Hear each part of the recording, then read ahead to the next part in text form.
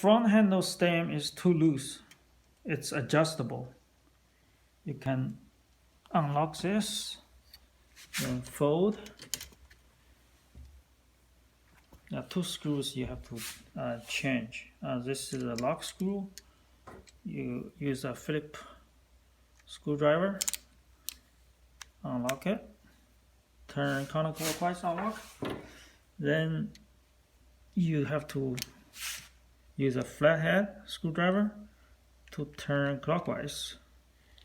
Make it 1 turn. Now test out. It's still loose, so you tighten more.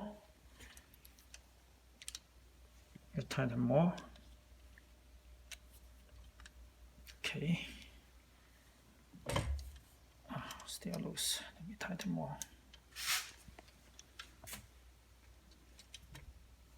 Yeah, it's tighter. So then you lock this screw to make sure it's tight.